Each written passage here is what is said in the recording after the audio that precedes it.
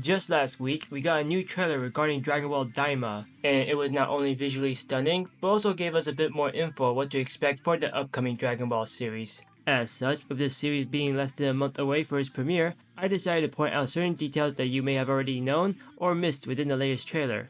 This is Animanko 9000, a channel where we talk about content related to anime, manga, and other types of media. And in this video, I'll be going over 7 key points of what we might know of Dragon Ball Daima. Let's get started. First up, inspiration from Dragon Ball GT. If it wasn't already obvious, the trailer itself further proves how this series is taking some inspiration from the quote-unquote black sheep of the Dragon Ball franchise, GT. I mean, there's Goku turning back into a kid, he goes on a journey outside of Earth with 3 companions, and then we still see him managing to transform into a Super Saiyan despite being a kid. The only difference is that, rather than being an accidental wish, Goku's sudden transformation into a child with his friends and family was done on purpose, indicating some potential threat. Plus, even though the Dragon Ball gang are also now kids, instead of being left out and forgotten like in GT, some will at least appear to play some pivotal role within the series, as we see Kid Vegeta and Kid Piccolo fighting an unknown enemy. Additionally, for his 3 companions, instead of a small round robot, he travels with Kid Supreme Kai and 2 new characters who kind of fill in the role for GT, Trunks, and Pan. Honestly, I was initially skeptic of how this series would play out, especially since I wasn't a fan of GT. However, along with the fact that Akira Toyama was in charge of the story, the latest reveal from the most recent trailer eased my worry. Second, Goku using the power pole. Even before any trailers showed up, Toriyama himself did state that Goku would be using the power pole after a long time in order to make up for his small size. But to actually see him in action with his one signature weapon again is a bit of a fever dream. Although we did see the power pole in that one episode of Dragon Ball Super anime, the last time we actually see Goku use it was when he fought King Piccolo and later in order to get to Kami's lookout. Even if we don't know how much weaker he is in his child form, it's actually kind of refreshing how Goku is trying to be more innovative in the series, as he picks up skills that he got when he was younger while also mixing in what he learned as an adult. And, from what we've seen thus far, he appears just as strong with the power pole than when he first wielded it.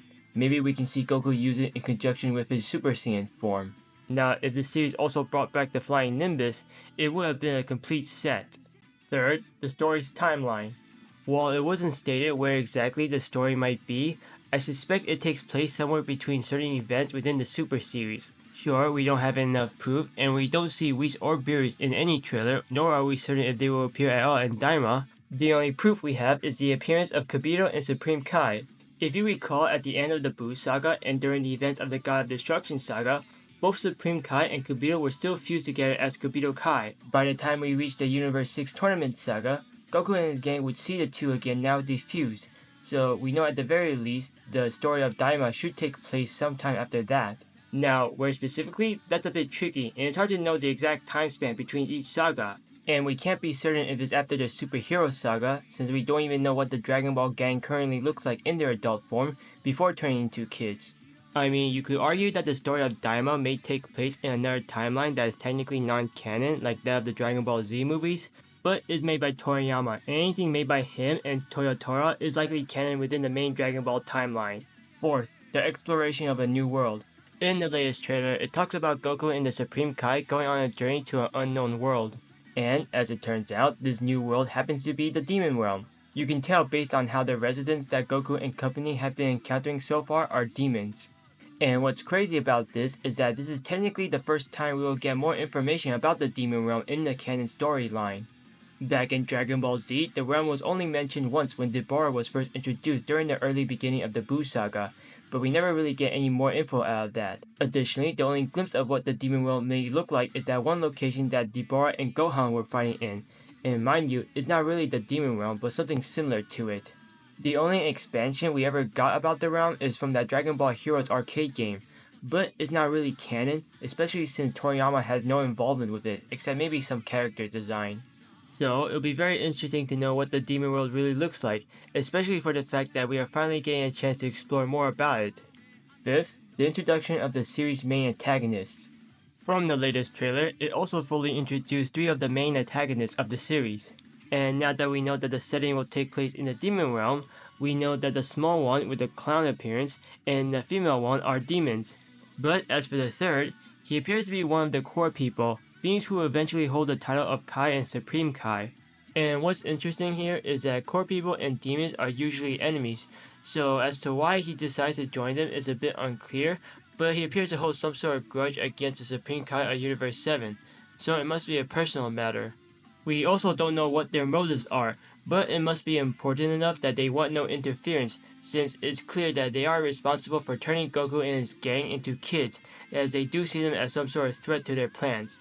6. The journey with two new characters. As what we've been seeing from the trailers, Daima will be featuring two new characters, Glorio and Pansy, who will be accompanying Goku on his journey. But while they are traveling with Goku and the Supreme Kai to find out who turned them into kids, they appear to have their own agenda. What's more, while they are technically new characters and they don't look anything special, I can't help but feel like they look familiar. If you play the Dragon Ball Online, Heroes, and Xenoverse games, they should remind you of two other characters. If you don't know who I'm talking about, I'm referring to the two antagonists Mira and Toa, who have appeared in those games. Sure, the two pairs look nothing alike, but if the two antagonists from those games are from a far future, it would make sense that they will appear younger in the present timeline in this series. At the very least, Glorio does resemble a younger version of Mira. And even if you argue that they are not the same person, for all we know, Glorio's appearance might be the template for Mira's overall design, much like how Android 16's appearance was designed after that of Dr. Gero's son. As for Pansy, like Toa's adult form, she has the overall same purple eyes, light blue skin, and somewhat white hair. Yes, the last two may be a bit darker, but that's likely the environment she is in or choice of coloring, much like how Future Trunks' hair color changed from Z to Super. Now, maybe I'm overthinking things and this is just pure speculation, but I feel like this is too much of a coincidence. And if I happen to be correct, that would mean two additional characters have become canon. Lastly, 7th, in honor of Toriyama. You may already know this, but the series was initially created in order to commemorate Dragon Ball for its 40th anniversary, as they even got Akira Toyama heavily involved by adding a bit of nostalgia along with something new within the story.